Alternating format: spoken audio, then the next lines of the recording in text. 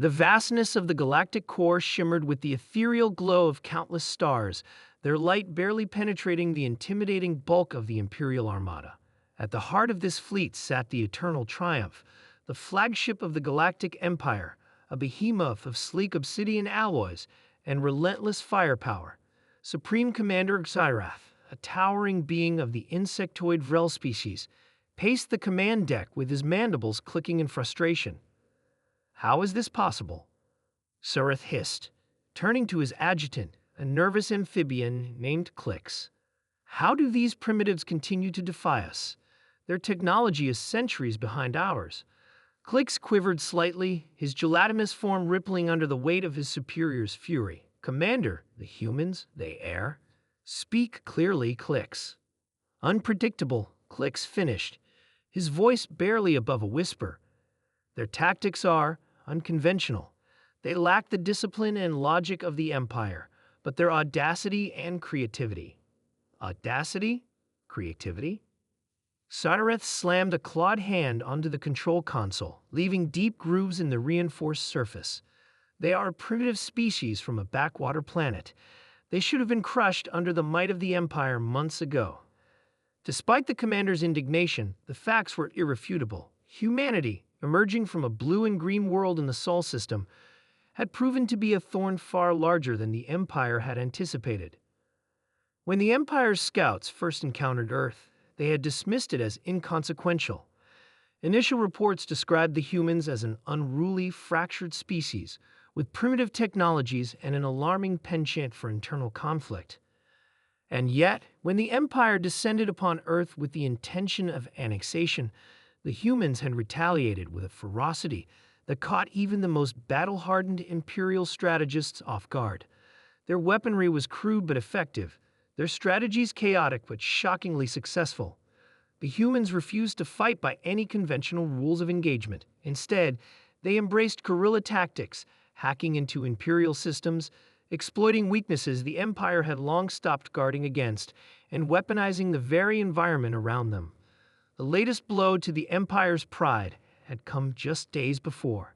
A fleet of human ships, cobbled together from stolen Imperial tech and salvaged parts, had obliterated one of the Empire's primary supply depots in the Vega sector. Despite being outnumbered and outgunned, the humans had turned the depot's own defense systems against it, detonating the entire station in a blinding explosion that could be seen from light years away.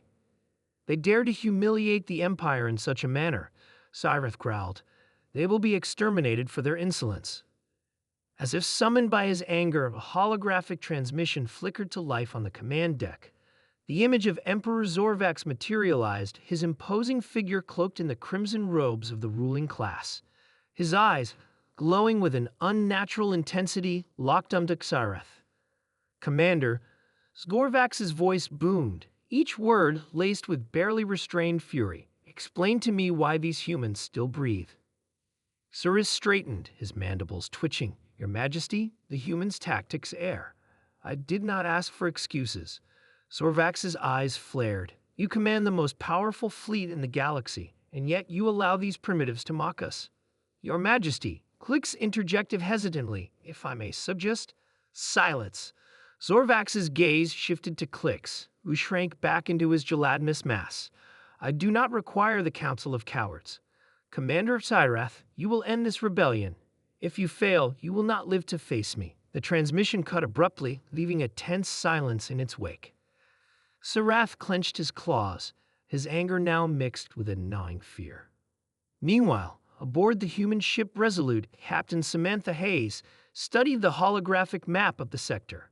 Her crew, a mix of engineers, hackers, and former soldiers, worked diligently around her.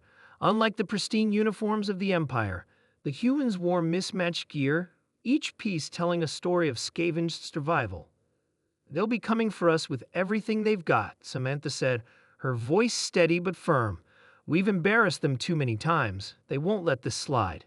"Let 'em come," muttered Lieutenant Marco Alvarez, a scrappy ex-Marine who had a knack for improvisation. "We've taken down bigger fish before." Samantha's lips curled into a faint smile. "True, but we can't afford to get cocky. They'll adapt." So will we, replied Dr. Anika Rao, the ship's lead scientist. She gestured to a nearby console displaying a series of complex equations. We've been analyzing their shield harmonics. I think we can create a localized EMP burst to disable their systems, but we'll need to get dangerously close. To find dangerously, Alvarez quipped, though the glint in his eye betrayed his eagerness.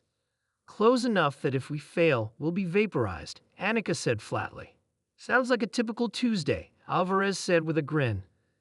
The decisive confrontation took place in the Nebula of Thorns, a chaotic region of space where dense clouds of ionized gas play havoc with sensors and navigation systems. The Eternal Triumph entered the nebula at the head of the Imperial fleet, its weapons primed and shields at full power. Zura's mandibles clicked in anticipation. Track their position and destroy them, he ordered. No more games. But the humans were ready. Using the nebula to mask their movements, they launched a series of hit-and-run attacks, targeting key vulnerabilities in the Imperial ships. Each strike was calculated to sow confusion and disrupt the fleet's cohesion. Then came the final gambit. The Resolute, battered but functional, emerged from the swirling clouds and made a beeline for the Eternal Triumph. The Imperial flagship fired a relentless barrage, but the human ship weaved and dodged with uncanny precision. What are they doing? Tarath demanded as the Resolute closed the distance. They're on a collision course. Hlicks cried out. Idiots, they'll be destroyed. But as the Resolute neared, it released the EMP burst. The Eternal Triumph's shields flickered and failed, its systems plunging into chaos. Before the Imperial crew could recover, the Resolute unleashed its payload, a concentrated barrage of kinetic projectiles aimed directly at the flagship's core. The explosion tore through the Eternal Triumph, reducing the pride of the Empire to a field of smoldering debris. The remaining Imperial ships, now leaderless and disoriented, scattered in retreat. On the bridge of the Resolute, the crew erupted into cheers. Samantha allowed herself a brief moment of satisfaction before turning to her team. Don't get comfortable, she said. The Empire will be back. But today, we showed them what humanity is capable of. Back in the Galactic core, news of the Empire's defeat spread like wildfire. For the first time in millennia, the galaxy saw that the mighty Empire was not invincible, and in the shadows of countless worlds, whispers of rebellion began to stir. Humanity had lit a spark, and the galaxy would never be the same.